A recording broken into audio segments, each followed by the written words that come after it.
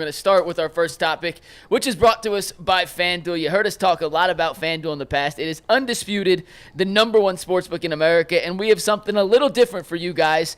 Now through September 22nd, all FanDuel customers can bet $5 and get a 3-week free trial of NFL Sunday Ticket from YouTube and YouTube TV. Then with the YouTube TV base plan, you'll be able to watch every regular season Sunday afternoon out-of-market game. All you need is a Google account and a current form of payment, and you can cancel anytime. Just visit FanDuel.com/UCSS to download America's number one sportsbook. We got some injury news on the Browns front this morning, literally within minutes. Kevin Stefanski, who is speaking to the media currently, said Jack Conklin, David Bell, Greg Newsome, and Dalvin Tomlinson will be back at practice. Jed Wills will be activated, but he won't practice yet.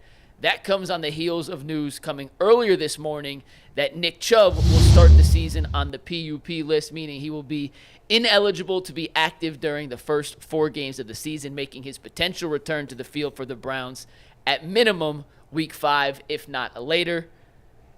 Are any of you guys surprised at this news, and is it time we start tempering our expectations? Can I ask a procedural question before we get there? Bull, you should know the answer to this. Everybody else might. Has anybody else reported that? I didn't see it anywhere else. Yeah, Mary Kay did. Oh, she did? Yeah, no, it's I didn't see it. Okay. Rappaport did. Because it's officially official. Okay, yeah. Schefter's never wrong. So when I saw it, I'm like, oh, boy. Right. Let's see if everybody else has it. Yeah. If Mary Kay has it, it's definitely happening. Yeah. So go ahead. And so, I mean, listen. I don't even want to say I'm disappointed. It stinks that he starts on the PUP list, but I think we kind of all expected it to some degree. I guess I was hopeful against hope that he'd play week 1 because he's such a freak. Yeah. But the reality is he had 2 surgeries less than a year ago on a knee, and he's 28 years old. He may be an elite physical specimen, great. Nobody's going to outwork Nick Chubb, but he's still a human being when it's all said and done. So it's disappointing. I hate even to use the word disappointing because it feels like it's his fault, which obviously it's not. But I'm not. It's not a surprise at all that he's going to miss the beginning of the season. I was on record weeks ago saying, listen, man, I like Nick Chubb. I think he's a special person. I think he's a special, talented individual when it comes to his rehab process. But having a torn ACL and specifically playing football and coming back from a torn ACL, I said it from the beginning. Nick Chubb's not going to be playing. And I know a lot of people said, oh, well, it's the contract and there's some incentives involved, so he'll be there. Or it's Chubb and he's the closest thing to Adrian Peterson. And I'm sitting there telling people, listen, your ligaments and your tendons and your cartilage and your meniscuses do not care about what your brain is talking about. He is a running back. His biggest attribute is being able to cut on a dime, being able to put his foot in the ground, being able to accelerate, and being able to run freely without thinking about being injured. When you watch Nick Chubb, people say you're running in straight lines. I did a video on Ultimate Browns. Straight line running is very far in the process, but when it comes to full 100% speed cutting, that doesn't happen until after you're starting to run and you're starting to run in straight lines. So he still has some more a ways to go. And I kind of knew it from the fact that, look, I tore 2 ACLs. Jay tore 3 ACLs.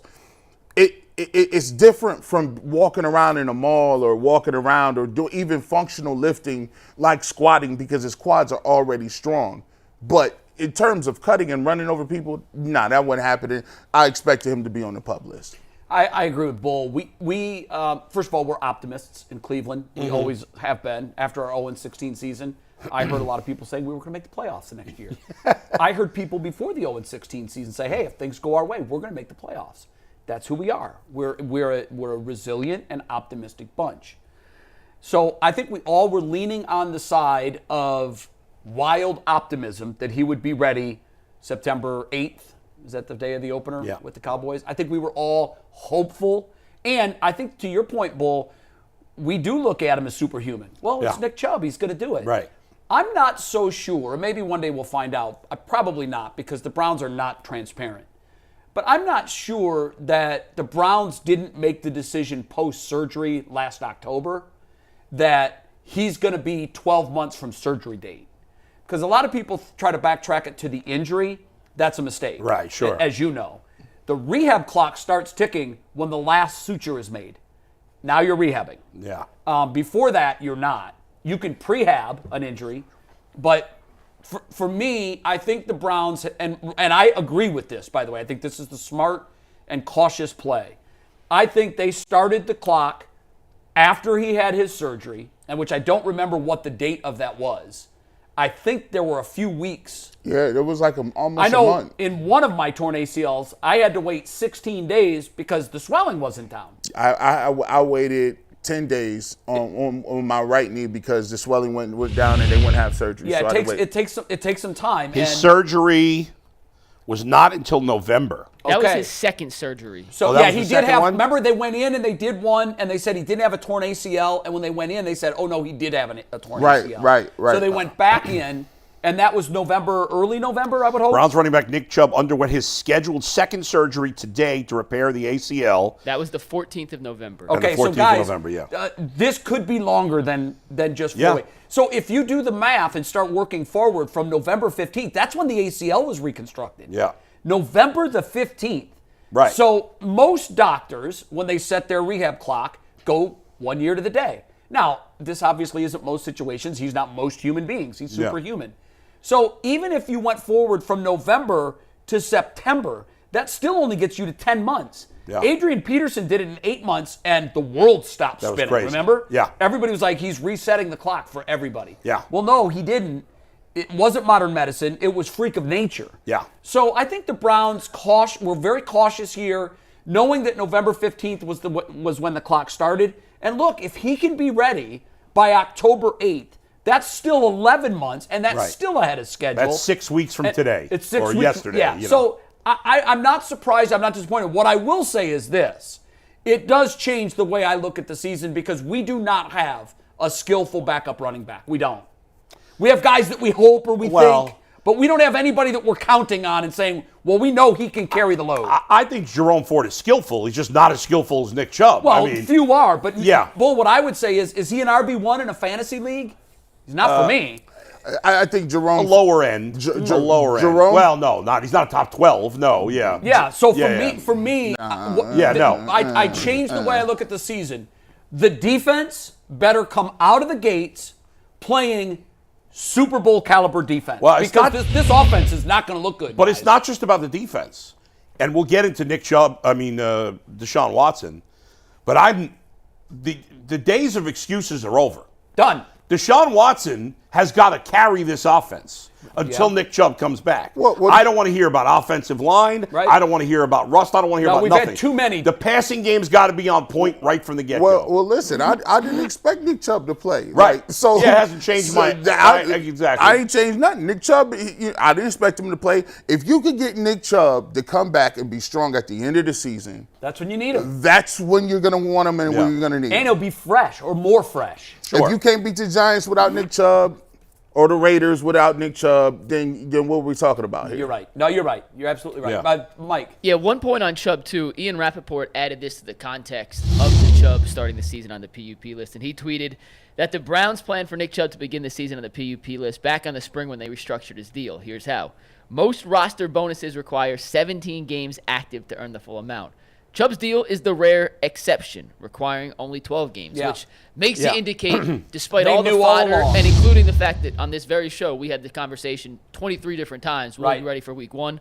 The Browns never expected him to be on the field No, and that's against proof. Dallas in week You're 1. right. That And does that's, serve that's as proof to it. And by the way, what's interesting, I was looking at the schedule this morning, and I noted that so the first game he can come back is October 6th or 8th or whatever that is. Yeah. And that's against Washington. Another team, maybe they're a little better, but they're not great. Right. After that, and by the way, that would be 5 games, which would leave him with 12 games left if he didn't play in that one. Right. After that, the Browns play a 3-game stretch. Go to after that, Mike. I know it's 6, the Bengals, 7, and 8. So the Eagles, the Bengals, Ravens.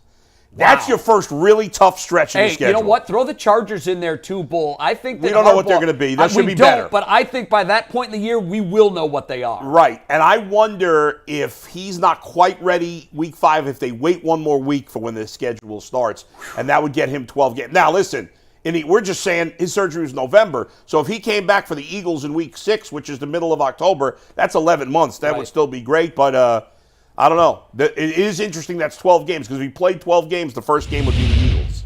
That's a stretch, man. Yeah. That's going to be challenging. Those are all playoff teams. Well, not the Chargers, but you mean just those three? Yeah, three. Those three are all playoff teams. Yeah, they should be. And I think the Chargers are one of the big mystery teams this year. They've had the big piece that you need, quarterback. Their coaching, they failed in the last couple of years because of their coaching, in my view. That was part of it, especially 2 years ago. Yes. But now that they've got a real football coach in there who's played it, who's coached his team to a Super Bowl, I think San Diego is going to be the dark horse team in the AFC. They're not going to be an easy out for anybody. What's interesting, though, is their skill positions. They don't really have great talent at their skill positions. They've got a quarterback. We'll see. They've got a guy that can sling it. It'll be interesting to see how they play. Yeah, I think to your point of no excuses, Bull, you can see that there are built-in reasons why they would struggle early on. I read something today online, I think it was CBS Sports, the 10 biggest takeaways from the preseason. The first one, by the way, was that the Steelers still have a major quarterback hole, which I thought was good for us. Yeah. But sixth on this list was that the Browns' offense is going to be challenged. And they didn't even mention, because this was written prior to today, right? They didn't even mention the absence of Nick Chubb. Right. But they said Deshaun Watson, who's played very little meaningful football over the last 3 years, the offensive line that's banged up, and a wide receiver core that has no chemistry at all with Watson because they haven't spent much time even on the practice field together. Well, they've been on the practice field. I mean, he's mostly practiced, but he hasn't played in the games. I think that's a difference. He mentioned specifically Judy and Deshaun have almost no chemistry. Yeah, well, I guess we'll find out when the season starts because we will. I think it's overblown. You think it's overblown? Yeah, it's preseason, man.